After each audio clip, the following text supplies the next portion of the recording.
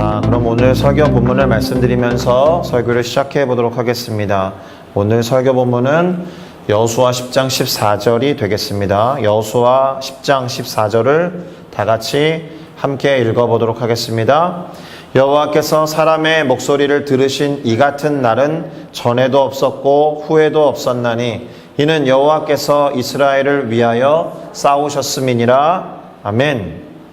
자, 저는 방금 함께 읽은 여호수아 10장 14절을 가지고 승리한 이스라엘, 승리하게 하신 하나님이라는 제목으로 여호수아 공부 7주차를 진행해 보려고 합니다. 특별히 오늘은 기도 가운데도 잠시 말씀을 드렸는데요. 여호수아 10장부터 12장까지 다소 긴 분량을 소화해 볼 텐데 내용은 단순하기 때문에 그렇게 어렵거나 지루할 거라는 생각은 하지 않습니다. 자, 오늘도 키워드를 하나 먼저 말씀드리고 그것을 안경으로 삼아서 본문을 살펴보려고 하는데요. 오늘의 키워드는 싸움이 되겠습니다. 싸움. 정확하게는 여호수아와 이스라엘 민족의 가나안 땅 정복을 위한 싸움이 될 테고요. 싸움에는 군사적으로 볼 때 크게 전쟁이 있고 전투가 있다라는 것을 우리도 구분할 필요가 있습니다. 군대를 다녀온 남성들 뿐만이 아니라 전쟁과 전투라는 개념이 있다. 거기에 부등호로 표현을 해놓았듯이 전쟁이 큰 개념이고요. 전투는 그 안에 속한 작은 개념의 싸움들을 말합니다. 예를 들어서 우리나라가 아픔으로 갖고 있는 6.25 전쟁 속에는 백마고지 전투와 같은 작은 싸움들이 있는 것이죠. 오늘 우리가 다루는 여호수아 10장에서 12장에도 31번의 전투로 구성된 가나안 정복 전쟁이 있다고 보시면 됩니다. 물론 대표적인 전투만 몇 가지 이 10장부터 11장 사이에 기록되어 있지만 전체적으로 31번의 전투가 기록되어 있습니다. 그래서 그것을 통칭해서 이스라엘의 가나안 정복 전쟁이라고 말하는 것이고 그 안에 31번, 원래는 33번인데요. 승리한 횟수로만 따지면 그렇다라는 것입니다. 자, 여담이지만 우리가 영적인 전쟁이라는 표현도 쓰고 영적인 전투라는 표현도 쓰게 되어 있는데 저는 영적인 전투라고 쓰셔야 한다라고 주장하는 사람입니다. 이유가 뭐냐 하면 큰 개념에서의 전쟁은 이미 끝이 났기 때문에 그렇습니다. 예수 그리스도께서 십자가 위에서 모든 것들을 짊어지시고 다 이루어 주신 이후로 감히 하나님과 필적할 만하다고 선과 악의 대결 구도로 해서 되게 라이벌처럼 말하는 사탄과의 전쟁은 끝이 났죠. 그래서 공중의 권세를 불법적으로 점유하고 있었던 이 세력이 예수 그리스도의 사역으로 인해서 이미 패배했고 어디로 쫓겨내려왔어요? 땅으로 쫓겨내려왔습니다. 그래서 이 땅에서 마치 게릴라전과 같은 잔당의 세력들이 끝까지 발악하는 아주 작은 전투만 남아있는 것이기 때문에 혹시라도 습관적으로 영적 전쟁이야 이렇게 표현하기보다는 이미 끝난 전쟁 속에 있는 영적인 전투만 남아있다 이렇게 보시면 좋겠습니다. 자, 어쨌든 오늘 본문에는 그런 싸움들이 기록되어 있다라는 거예요. 그런데 이러한 싸움과 관련해서 오늘 설교 본문으로 읽어보았던 여호수아 10장 14절에는 우리가 질문을 던져봐야 되는 내용이 기록되어 있었음을 봅니다. 자, 오늘 설교를 위한 도입 질문으로 삼아보았는데요. 그것이 무엇이냐 하면은 오늘 본문에서 여호와께서 사람의 목소리를 들으신 이 같은 날이라는 표현이 나오고 있기 때문에 그렇습니다. 그날이 도대체 어떤 날이냐? 이게 질문이다라는 거죠. 그래서 다시 한번 본문을 살펴보도록 하겠습니다. 오늘 설교 본문으로 읽었던 여호수아 10장 14절은 이렇게 기록하고 있었죠. 여호와께서 사람의 목소리를 들으신 이 같은 날은 전에도 없었고 후에도 없었나니 이는 여호와께서 이스라엘을 위하여 싸우셨음이라. 자, 이때 사람의 목소리는 여호수아의 목소리를 말합니다. 그리고 하나님이 그럼 여호수아가 하는 어떤 목소리를 들었는지 내용을 살펴볼 필요가 있겠죠. 그 앞구절에 나와 있는데요. 여호수아 10장 12절에서 13절의 일부를 살펴보려고 합니다. 제가 읽어볼게요. 여호와께서 아모리 사람을 이스라엘 자손에게 넘겨주시던 날에 여호수아가 여호와께 아뢰어 이스라엘의 목전에서 이르되 태양아 너는 기브온 위에 머무르라. 달아 너도 아얄론 골짜기에서 그리할지어다. 이렇게 말한 이 목소리를 들으셨다라는 거예요. 그래서 하나님이 태양이 멈추도록 그리고 달이 멈추도록 그로 인해서 시간을 벌었다라는 거죠. 백성들이 그 대적에게 원수를 갚기까지 태양과 달이 멈춰 있었다라는 뜻입니다. 자, 이렇게 말한 것을 하나님이 들으셨다. 자, 여기에서 대적과 원수가 누구인지를 또한 한번 살펴볼 필요가 있습니다. 그래서 10장 1절을 보려고 합니다.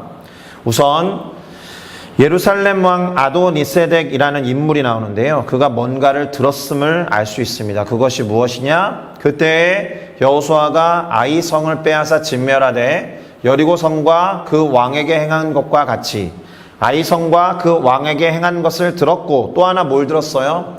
지지난주에 살펴보았던 기브온 주민이 마치 먼 곳에서 온 사람처럼 행색을 하고는 이스라엘과 화친을 맺은 그 소식을 들은 겁니다.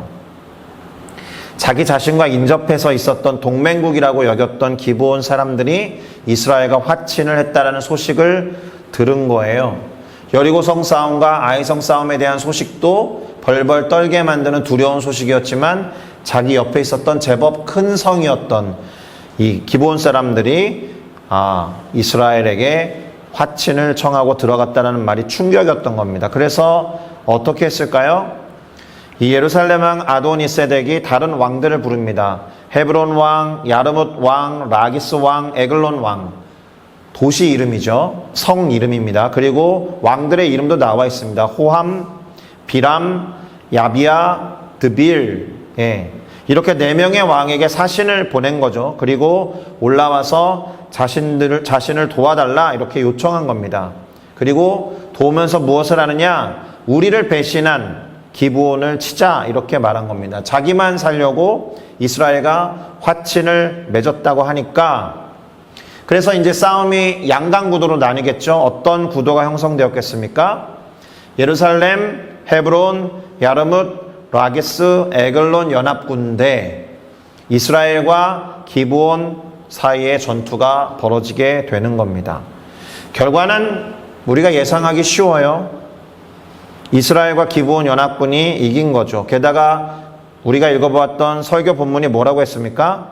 하나님께서 사람의 목소리를 들으시고 이스라엘을 위하여 싸우셨다라고 했으니까 이건 뭐 보나마나 아니겠습니까? 그런데 하나님이 어떻게 싸우셨는지 우리는 한 가지 사례를 이미 살펴보았죠. 태양과 달이 멈춰서서 시간을 벌게 됨으로 인해 대적들을 끝까지 진멸하게 된 것 하나. 그 전에 우박 큰 덩이가 떨어지게 하나님께서 역사하심으로 인해서 그것이 이스라엘에게 큰 승리를 가져다 줬다라는 겁니다. 중동 지방에 큰 우박 덩어리. 있을 수 없는 일이죠. 요즘처럼 막 기후가 이상해가지고 벌어지는 때도 아니었으니까 이것은 하나님이 행하신 기적이라는 말로만 설명할 수 있는 일이 된 겁니다. 자, 그 본문을 한번 읽어드리겠습니다. 여호수아 10장 11절에서 13절의 상반절인데요. 제가 읽겠습니다. 그들이 다섯 왕 연합체죠. 그들이 이스라엘 앞에서 도망하여 벳호론의 비탈에서 내려갈 때에 여호와께서 하늘에서 큰 우박덩이를 아세가에 이르기까지 내리심에 그들이 죽었으니 이스라엘 자손의 칼에 죽은 자보다 우박에 죽은 자가 더 많았더라. 여호와께서 아모리 사람을 이스라엘 자손에게 넘겨주시던 날에 여호수아가 여호와께 아뢰어 이스라엘의 목전에서 이르되 태양아 너는 기브온 위에 머무르라. 달아 너도 아얄론 골짜기에서 그리할지어다 하매 태양이 머물고 달이 멈추기를 백성이 그 대적에게 원수를 갚기까지 하였느니라. 이스라엘 군대의 칼에 의해서 죽은 자보다 하나님이 내리신 큰 우박덩이에 의해서 죽은 자가 더 많았다라고 했을 뿐더러 태양과 달은 멈춰져 있었으니까 하나님이 이스라엘을 위해서 싸우신 것이 맞죠.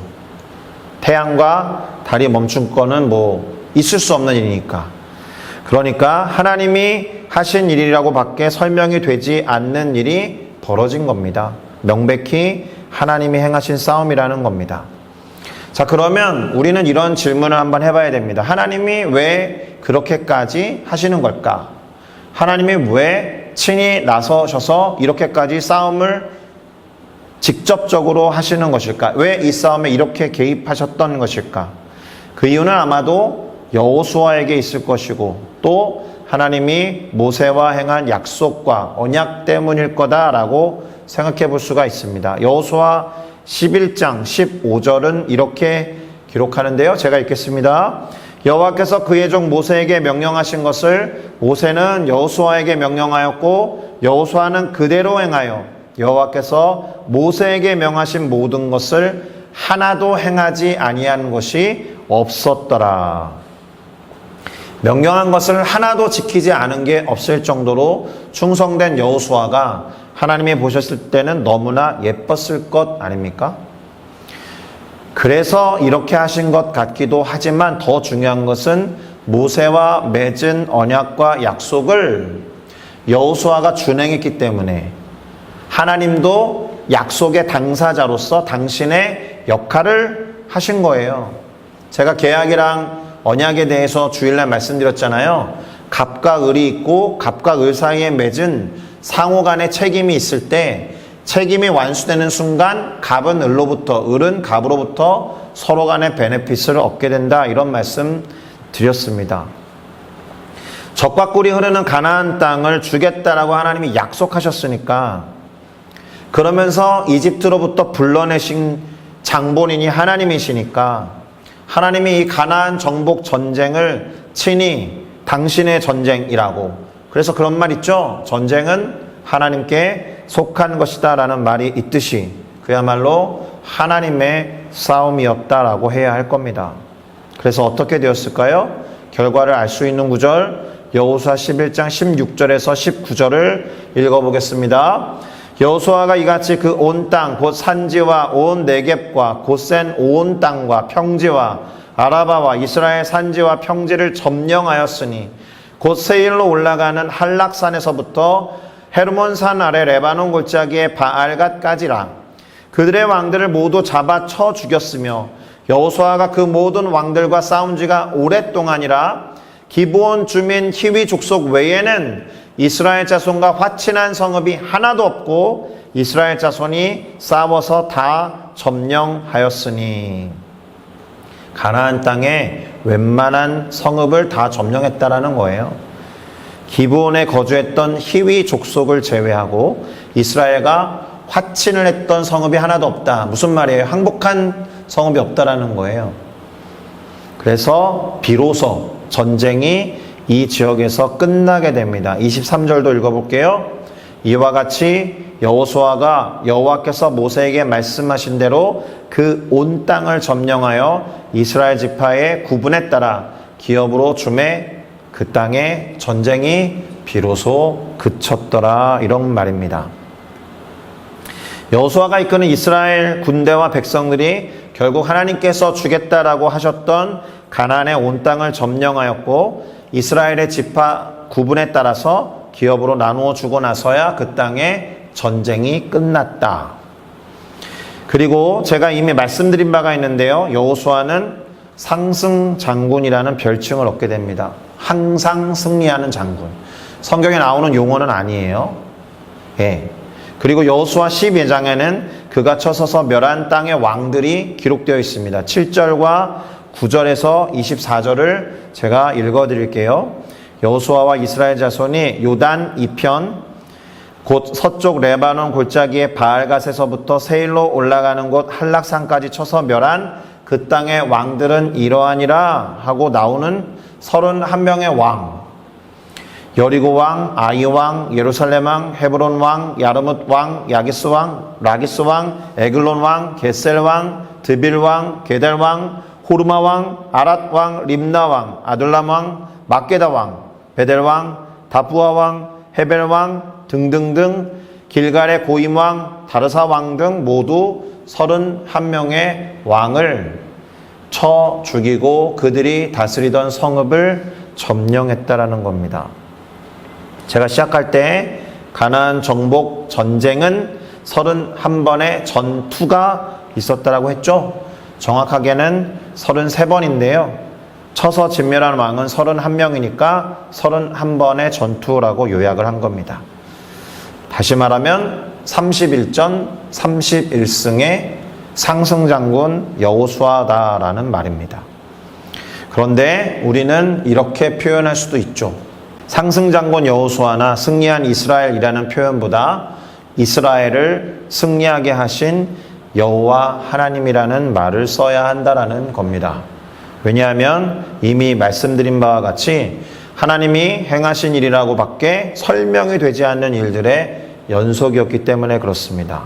다시 말해서 하나님께서 이스라엘을 위해서 싸우셨기 때문에 벌어진 일들이었다는 거예요. 큰 우박덩이도 그렇고 해와 달이 멈춘 것도 그런데 더 중요한 것은 인문학적으로도 그래요. 자, 40년 이상을 광야에서 유목민처럼 살았던 이스라엘 백성이잖아요. 이 사람들은 정착해서 군사력을 키울 준비를 하지 못한 나라란 말입니다. 무기를 만들 만한 소위 거푸집, 무슨 이렇게 갈고 닦고 뭐를 할 수 있는 조직을 갖추고 있지 않은 유목민에 가까운 민족이었다라는 거예요.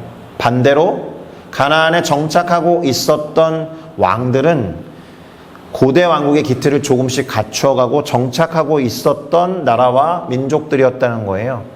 그러니까 이게 사실은 원래 게임이 안 되는 것인데 유목민에 가깝고 무기도 부실한 이스라엘 민족이 모두 이겼다라는 것은 기적에 가까운 일이라는 겁니다. 하나님이 하신 일이라고밖에 설명이 되지 않는다라는 말입니다.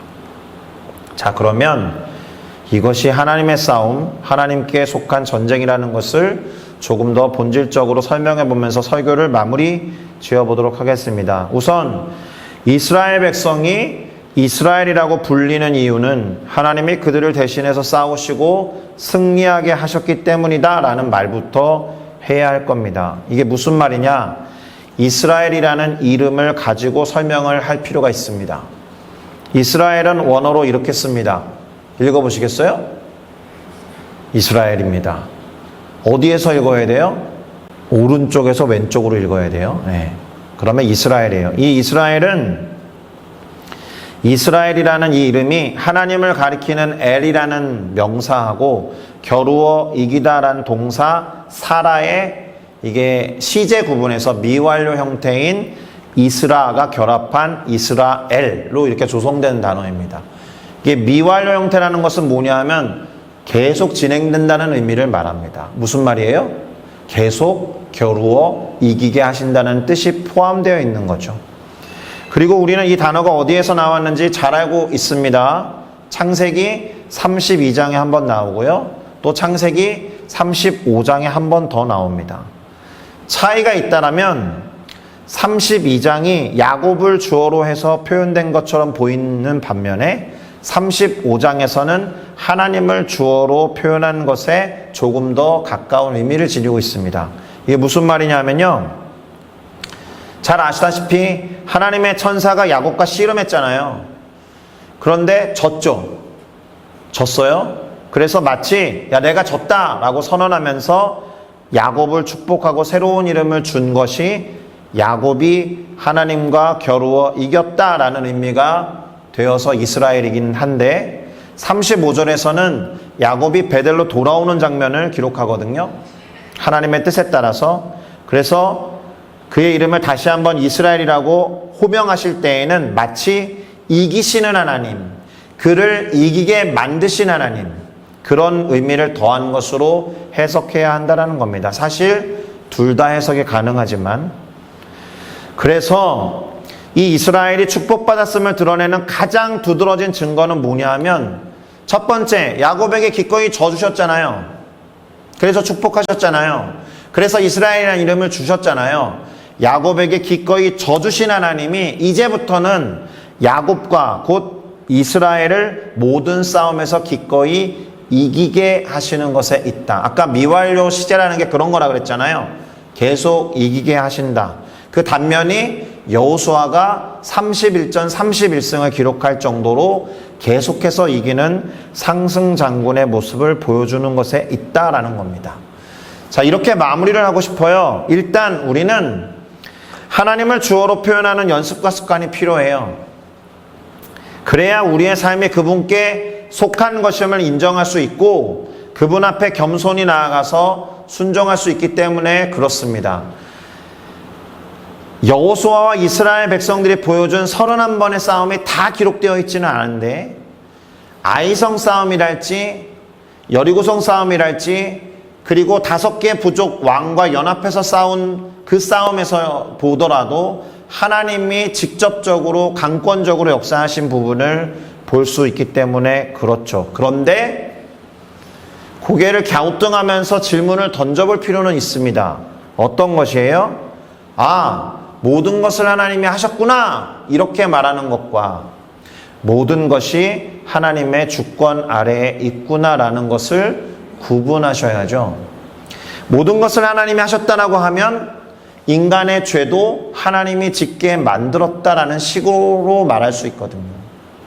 비록 사람들의 선택에 의해서 죄가 사람들에게로 들어와서 죽음이 임박하게 만들었지만 그것마저도 하나님의 주권과 통치 아래에 있는 사건이었다. 이렇게 보는 게 맞습니다.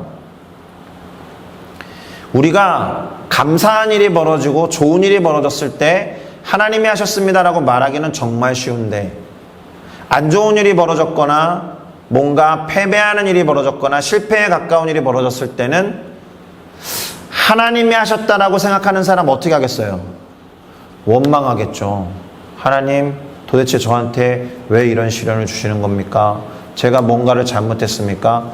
이렇게 하는 것이 하나님을 주어로 해서 표현하는 것처럼 보이지만 원망하는 사람이라면 하나님을 주어로 표현한 것에 있어서 잘못 적용한 것이죠. 그보다는 하나님 지금 이 벌어진 일이 저로서는 이해할 수 없고 감당할 수 없지만 이 벌어진 일마저도 하나님의 주권 아래에 있어서 이스라엘이라는 이름이 끊임없이 계속해서 이기게 하신다라는 뜻인 것처럼 이 실패와 이 어려움의 상황도 하나님의 주권 아래에서 하나님의 뜻대로 하나님의 승리로 마감될 줄로 믿습니다. 이렇게 하라는 거예요. 모든 것이 하나님이 하셨다라는 것은 결과론적으로는 맞는 말이지만 잘못된 일까지 일부러 우리에게 펼쳐 보이시는 하나님은 아니시니까. 그런 면에서 우리에게 계속해서 승리를 주시고 하나님의 뜻을 세워가는 하나님이 사용하지 못할 방법이나 도구와 수단이나 심지어 사람은 없다라는 거예요. 기적은 마치 이러한 방법도 나타난다고 할 때 나타나는 거잖아요. 그렇죠? 기적이라는 것은 그런 거예요. 그래서 기적을 경험하게 되면 이렇게 하셔야 돼요. 우리는 대부분 와 신기하다 하고 끝나는데 그게 아니라 기적을 통해서 하나님이 이루고자 하는 뜻이 있는 걸 보니 그 뜻을 위해서 하나님의 주권이 영향력을 미친 것이구나. 모든 것의 통치와 다스리심이 그분께 있는 것이구나. 이렇게 표현할 필요가 있습니다. 이렇게 결론을 지으면서 설교를 마무리 짓겠습니다. 하나님의 큰 그림에는 우리가 반드시 포함되어 있습니다. 이스라엘이 적과 꿀이 흐르는 가나안 땅을 정복해서 하나님이 주시겠다라고 하신 약속을 이루는 데에는 31번의 전투가 다 포함되어 있습니다. 그리고 그 안에는 해와 달이 멈추는 기적과 같은 일, 중동 지역에 말도 안 되는 큰 우박덩어리가 내리는 일과 같은 기적이라는 요소도 있습니다. 하나님의 계획을 이루어 가시는 데에는 쓰지 못할 방법이 없다라는 것이고 당신은 당신을 위해서 그리고 우리를 위해서 반드시 승리하신다라는 겁니다. 그런데 그 승리라는 큰 그림 안에 우리가 포함되어 있으니 오늘 내가 하는 말이나 오늘 내가 하는 행동이나 오늘 내가 하는 선택마저도 하나님이 어떻게 쓰실까 기대하는 마음으로 신중할 필요도 있겠고, 두 번째 반대로 담대할 필요도 있다라는 겁니다. 때때로 보이시는 하나님의 기적은 우리를 향한 계획이 하나님에게 분명히 있구나, 그것을 드러내는 증거가 되니까요.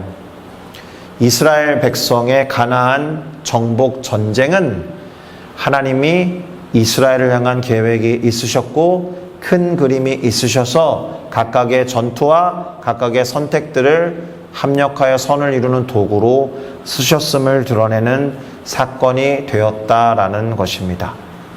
설교를 마무리하겠습니다. 오늘도 영원한 하나님의 계획 안에 있습니다. 오늘도 영원은 이 시간을 포함하고 있습니다. 오늘 주어지는 일은 영원에 영향을 끼치기도 합니다. 그러나 영원을 향한 하나님의 계획이 우리의 선택과 오늘의 시간을 다 포함해서 당신의 주권과 통치로 싸매어서 선을 이루실 거다라고 믿어야 합니다. 우리를 향한 하나님의 계획이 있다라는 것을 믿으시고 오늘 어떻게 하나님이 일하실지를 기대하고 소망하면서 행하는 기도를 멈추지 않았으면 좋겠습니다. 여호수아가 외쳤을 때 이전에도 하나님이 사람의 말을 그렇게 듣고 행한 적이 없었고 앞으로도 없었다라는 그 말씀이, 그러나 오늘 우리에게는 또다시 반복되는 사건이 되기를 바라고 기대하는 믿음이 있어야 할 줄로 믿습니다. 할렐루야. 같이 기도하시겠습니다.